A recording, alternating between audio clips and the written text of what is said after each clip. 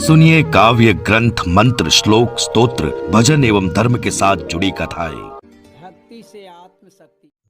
अब आज मैं श्रीमद् भागवत महापुराण की प्रथम खंड के चतुर्थ स्कंद के अथ चतुर्थोध्याय चौथा अध्याय सती का अग्नि प्रवेश हिंदी में खा के रूप में दे रहा हूं। कर देगी दक्ष को कर्म मार्ग के अभ्यास से बहुत घमंड हो गया था। उसे शिव जी से द्वेष करते देख जब सती के साथ आए हुए भूत उसे मारने को तैयार हुए तो देवी सती ने उन्हें अपने तेज से रोक दिया। सब लोगों को सुनाकर पिता की निंदा करते हुए क्रोध से लड़खड़ाती हुई वाणी में कहा, देवी सती ने कहा, न यस्य लोकेस्त्यतिशायण प्रियस् तथा प्रियो देवभृतां प्रियात्मनः तस्मिन् समस्तात्मनि मुक्ते वैरके ऋते भवन्तं कथमा प्रतिपयेत्।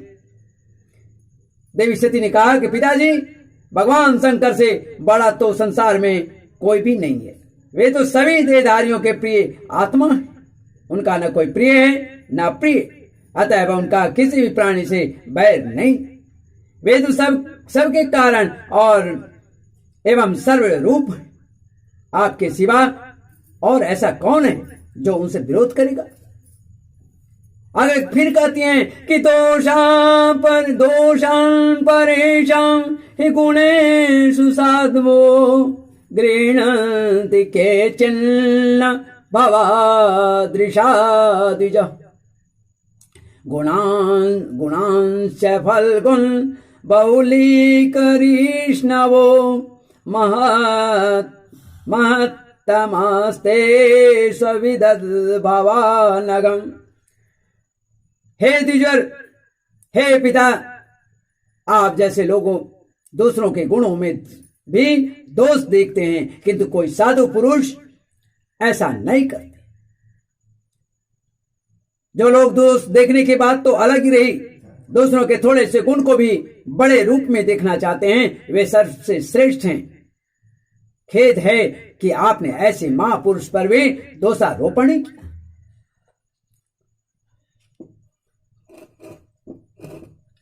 जो दुष्ट मनुष्य इस स्वरूप जड़ शरीर को ही आत्मा मानते हैं, वे यदि ईर्ष्यावश सर्वदा ही महापुरुषों की निंदा करें तो यह कोई आश्चर्य की बात नहीं है, क्योंकि महापुरुष तो उनकी इस चेष्टा पर कोई ध्यान नहीं देते, परंतु उनके चरणों की धूलि उनके इस अपराध को न सहकर उसका तेज नष्ट कर देती है। अतः महापुरुषों की निंदा जैसा जघन्य कार्य उन दुष्ट पुरुषों को ही शोभा देता है। हे पिता, जिनका शिव यह दो अक्षरों का प्रसंगवश एक बार भी मुख से निकल जाने पर मनुष्य के समस्त पापों को तत्काल नष्ट कर देता है और जिनकी आज्ञा का कोई भी उल्लंघन नहीं कर सकता, और उनकी पवित्र कीर्ति मंगलमय भगवान शंकर से आप द्वेष करते हैं। अवश्य आप अमंगल रूप हैं, आप खुद ही अमंगल रूप हैं, शिव अमंगल नहीं है। अरे महापुरुषों के मन मधुकर ब्रह्मानंदमय रस का पान करने की इच्छा से जिसके चरण कमलों का निरंतर सेवन करते हैं और जिनके चरणारविंद सकाम पुरुषों को उनके अभीष्ट भोग भी देते हैं, उस विश्व बंधु भगवान शिव से आप बैर करते हैं।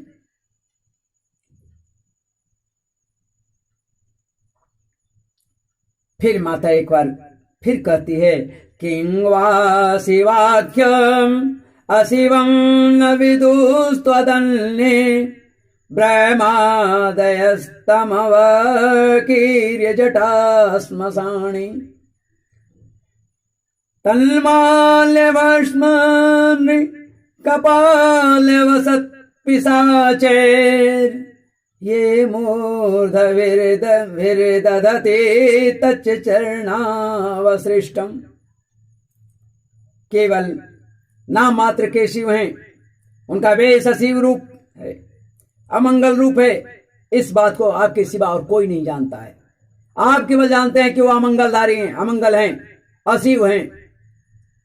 ये बात बाकी नहीं जानते। बाकी सिर्फ उसे जगत बंदे देवादिदेव जानते हैं। दूसरे कोई देवता संभवतः नहीं जानते, क्योंकि जो भगवान शिव शमशान भूमि नरमुंडों की माला, चिता के भट्ट और हड्डियां पड़ने जटा बिखरे भूत पिशाचों के साथ शमशान में निवास करते हैं, उन्हीं के चरणों पर से गिरे हुए निर्मल्य को ब्रह्मा आदि देवता अपने सिर पर धारण करते हैं। यदि निरंकुश लोग धर्म मर्यादा की रक्षा करने वाले अपने पूजनीय स्वामी की निंदा करें, तो अपने में उसे दंड देने की शक्ति न होने पर कान बंद करके वहां से चला जाए। अगर वह शक्तिशाली है और वह निंदा कर रहा है, तो उसे अपनी कान बंद करके वहां से चल देनी चाहिए, नहीं ठहरना चाहिए। और यदि शक्ति हो तो बलपूर्वक पकड़कर, आगे की बात समझ गए होंगे, या तो उस बकवाद करने वाले अमंगल रूप दुष्ट जीवा को काट डाले या चुप करा दे। इस पाप को रोकने के लिए स्वयं अपने प्राण तक दे दे, यही धर्म है। आप भगवान नीलकंठ की निंदा करने वाले हैं, इसलिए आपसे उत्पन्न हुए इस शरीर को अब मैं नहीं रख सकती। बहुत बड़ी बात है, बहुत बड़ी बात है। आगे माता फिर कहती हैं कि यदि भूल से कोई निंदित वस्तु खा ली जाए, तो उसे वमन करके निकाल देने से ही मनुष्य की शुद्धि बताई जाती है। अगर जो अभक्ष्य पदार्थ है, जिसे खाना नहीं चाहिए, अगर वह खा गया हो भूल से, तो उसे वमन कर देनी चाहिए। उंगली डालकर कर दे, जैसे भी कर दे, उसे वमन कर देनी चाहिए। निंदित का मतलब अभक्ष्य पदार्थ से जो भक्षण करने लायक नहीं है, उसे खाने की बात है। तो मनुष्य की शुद्धि उसी से हो जाती है।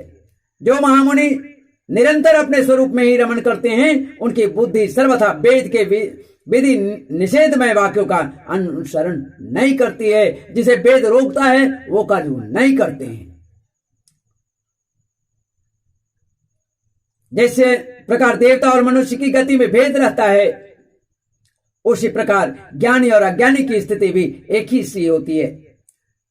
ज्ञानी और अज्ञानी दोनों की स्थिति एक ही सी लगभग होती है। इसलिए मनुष्य को चाहिए कि वह अपने ही धर्म मार्ग में स्थित रहते हुए दूसरों के मार्ग की निंदा न करे। अगर वह शमशानवासी है और यह नारायणवासी है, नारायण का पूजन करने वाला है, क्योंकि नारायण ने तो अलौकिक हैं और अनेक आभूषणों से अलंकृत हैं, लेकिन जो शमशानवासी भगवान शिव हैं तो कभी रुंडमाला और भभूत का धारण करते हैं। तो अगर वह अघोर पंक्ति से जुड़ा है तो उसकी निंदा नहीं की जा सकती है, नहीं करनी चाहिए। तो यहां पर यही चीज कहा गया है कि मनुष्य को चाहिए कि वह अपने ही धर्म मार्ग में स्थित रहते हुए भी दूसरों के मार्ग का निंदा न करे। प्रवृत्ति मतलब यज्ञ आदि जो होता है उसको प्रवृत्ति। तो प्रवृत्ति यज्ञ आदि की, और निवृत्ति मतलब सम यमादि, सम नियम। तो सम दमादि रूप दोनों ही प्रकार के कर्म ठीक हैं। वेद में उनके अलग अलग रागी और विरागी दो प्रकार के अधिकारी बताए गए हैं। परस्पर विरोधी होने के कारण उक्त दोनों प्रकार के कर्मों का एक साथ एक ही पुरुषों के द्वारा आचरण नहीं किया जा सकता है। एक ही पुरुष एक ही समय में एक ही तरह का ये दोनों चीज नहीं कर सकते हैं। अलग अलग, मैंने बताया कि अलग अलग रागी और विरागी दो प्रकार के अधिकारी बताए गए हैं, लेकिन परस्पर दोनों विरोधी है, एक दूसरे का विपरीत है, एक पूर्व एक तो पश्चिम है। तो वैसी स्थिति में परस्पर जो विरोधी होने के कारण उन उक्त दोनों प्रकार के कर्मों को एक साथ नहीं किया जा सकता है और नहीं करनी चाहिए। एक ही पुरुष के द्वारा इन दोनों कर्मों को नहीं करना चाहिए, आचरण नहीं किया जा सकता है। भगवान शंकर तो परम परमात्मा हैं, उन्हें इन दोनों में से किसी भी प्रकार का कर्म करने की आवश्यकता नहीं है। चाहे वह ज्ञानी हो, चाहे विज्ञानी हो, बैरागी हो, वो तो सब में है। आगे कहती है मां कि माव पदभ्य पितरस्मदा स्थिता या यज्ञशाला सुनदोमवर्त्मभि तदन्न तृप्तैरसु वृद्धवीरीडिता अव्यक्तलिंगा अवधूत सेविता नैते न देहेन हरे कृतागशो देहोद्भवेनालमलं कुजन्मणा व्रीडा ममावुत कुजन प्रसंगतस्तज जन्मधिकयो मतावध्यकृत। पिताजी, हमारा ऐश्वर्य अव्यक्त है। आत्मज्ञानी महापुरुष ही उसका सेवन करते हैं। आपके पास वह ऐश्वर्य नहीं है। और यज्ञशाला में यज्ञान से, यज्ञ जोड़ अन्न, यज्ञान से तृप्त होकर प्राण पोषी करने वाले कर्मठ लोग जो हैं उसके प्रशंसा भी नहीं करते। आप भगवान शंकर का अपराध करने वाले हैं। अतः आपके शरीर से उत्पन्न इस निंदनीय जो देह है, ये जो मेरा शरीर है सती के रूप में, सती नाम से जो विख्यात है यह शरीर, इस निंदनीय देह को रखकर मुझे क्या करना है? आप जैसे दुर्जन से संबंध होने के कारण मुझे लज्जा आती है। अपने पिता को ये दुत्कार रहे हैं। जो महापुरुषों का अपराध करता है उससे होने वाले जन को भी धिक्कार है। जिस समय भगवान शिव आपके साथ मेरा संबंध दिखलाते हुए मुझे हंसी में उन्होंने दाक्षायणी नाम दिया था। दक्ष जोड़ दक्ष की बेटी, तो हंसी में उन्होंने दाक्षायणी अर्थात दक्ष कुमारी के नाम से पुकारेंगे। उस समय हंसी को भूलकर मुझे बड़ी ही लज्जा और खेद होगा। इसलिए उसके पहले ही मैं आपके अंग से उत्पन्न समतुल्य शरीर को त्याग दूंगी। मैत्री जी कहते हैं कि कामादि शत्रुओं को जीतने वाले विदुर जी उस यज्ञमंडप में दक्ष से इस प्रकार कह देवी सती मौन होकर उत्तर दिशा में भूमि पर बैठ गए। उन्होंने आचमन किया। आचमन करके पीला वस्त्र ओढ़ लिया तथा आंखें मूंद कर शरीर छोड़ने के लिए वे योग मार्ग में स्थित हो गए। उन्होंने आसन को स्थिर कर प्राणायाम द्वारा प्राण और अपान को एक रूप करके नाभि चक्र में स्थित किया। फिर उदान वायु को नाभि चक्र से ऊपर उठाकर धीरे धीरे बुद्धि के साथ हृदय में स्थापित किया। इसके पश्चात अनिंदिता सती जो निंदित नहीं थी, अनिंदित थी, तो अनिंदिता सती जो थी उस हृदय स्थित वायु को कंठ मार्ग से भ्रिकुटी के बीच में, भ्रिकुटी के इस बीच में ले गई। इस प्रकार जिस शरीर को महापुरुषों के भी पूजनीय भगवान शंकर ने कई बार बड़े आदर से अपनी गोद में बैठाया था, उस दक्ष पर कुपित होकर उसे त्यागने की इच्छा से महामनस्विनी सती ने अपने संपूर्ण अंगों में वायु और अग्नि की धारणा की, अग्नि की इच्छा की और अपने पति जगत गुरु भगवान शंकर के चरण कमल मकरंद का चिंतन करते हुए सती ने और सब ध्यान भुला दिए। उन्हें उन चरणों के अतिरिक्त कुछ भी दिखाई नहीं दिया। इससे वे सर्वथा निर्दोष, दोष मुक्त हो गई। अर्थात मैं दक्ष कन्या हूं, ऐसे अभिमान से भी मुक्त हो गई। फिर उन्हें सिर्फ शिव प्रिया होने का ही आभास रह गया, वो दक्ष कन्या का आभास नहीं रहा। मैं दक्ष कन्या हूं ऐसा अभिमान से वह मुक्त हो गई और उनका शरीर तुरंत ही योगाग्नि से जल उठा। तत्पश्यतां खे भुवि चादभूतं महद् हाहेतिवाद सुमान जायत हंत प्रिया देवतमश्य देवी जावशुनकेन सती प्रकोपिता।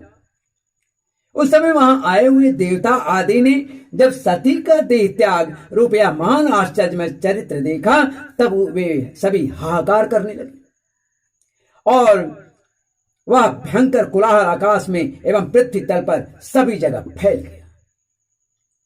सब और यही सुनाई देता था, हाय दक्ष के दुर्व्यवहार से कुपित होकर देवादिदेव महादेव की प्रिया सती ने प्राण दे दिया, प्राण त्याग कर दिया।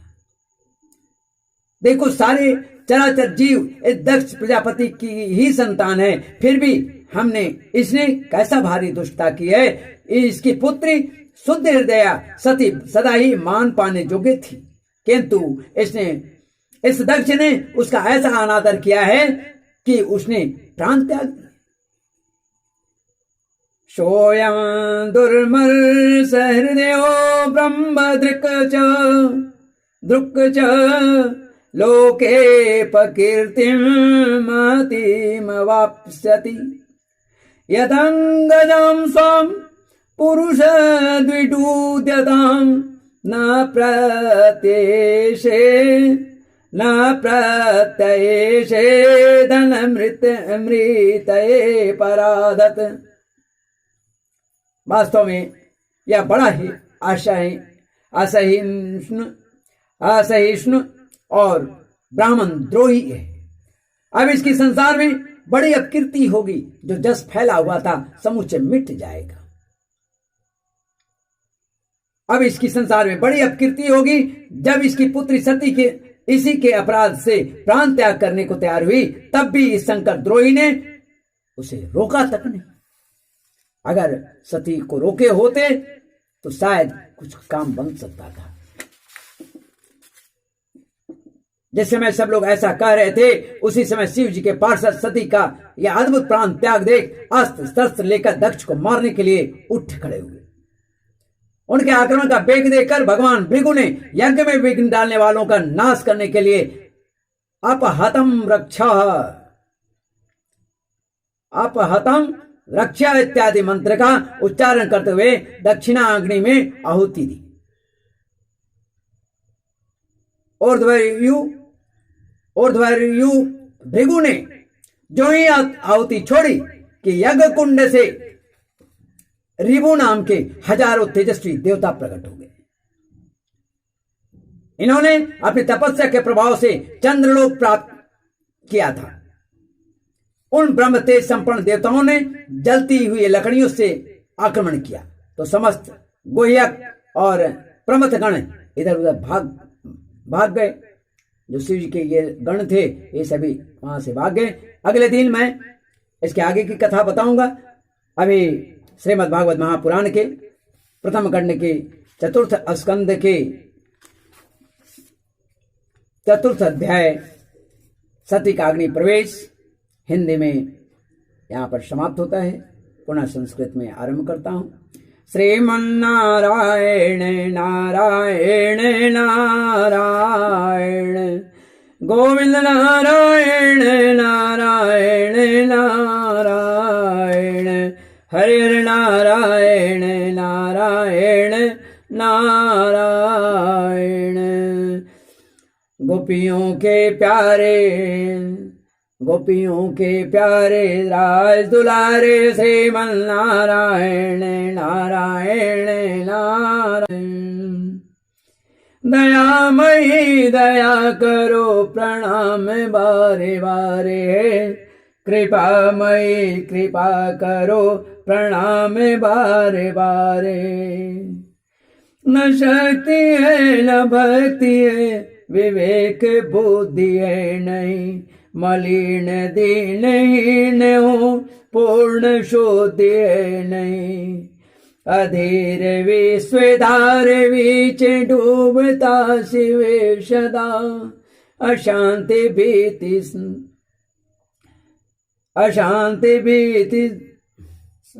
शोक मोह राह रोकते सदा। विपत्ति आयने के अम्बे आप दया पारे, दयामयी दया करो प्रणाम बारे बारे। तुम्हें अगर तजू कहो कहाँ विपत्ति की कथा, सुने उसे कौन अगर सुनो न देवी सर्वथा। सृजन विनाश स्वामिनी समस्त विश्व पालिका, तदृश्य दिव्य प्राण शक्ति एकमेव कालिका। कठोर तू तथापि माँ पुत्र के लिए उदार है, दयामयी दया करो प्रणाम बारे बारे। असंख्य विभूतियां अनंत शौर्यशालिनी, अखंड तेज राशि युक्त देवी मुंड मालिनी, देवी मुंड मालिनी। समग्र सृष्टि एक अंश में प्रखर प्रकाशिका, समग्र सृष्टि एक अंश में प्रखर प्रकाशिका। विवेक दायिका विमोह पाप शूल नाशिका। क्षमामयी क्षमा करो प्रणाम बारे बारे है, कृपामयी कृपा करो प्रणाम बारे बारे है। शिवे विनीत भावना लिए हुए खड़ा हुआ, चरण सरोज में अबोध पुत्र है पड़ा हुआ। कृपा भरी सुदृष्टि एक बार तू निहार दे, मिटे अशांति शोक एक बार तू पसार दे। हरेक वस्तु बीच अम्बे आपका बिहार है, दयामयी दया करो प्रणाम बारे बारे। कृपामयी कृपा करो प्रणाम बारे बारे बारे। बोले आद्या शक्ति अखंड ब्रह्मांड नायिका माँ जगजननी जगदम्बा की जय। श्री राधा कृष्ण चंद्र भगवान की जय। आदि पुरुष भगवान जगत भोलेनाथ की जय।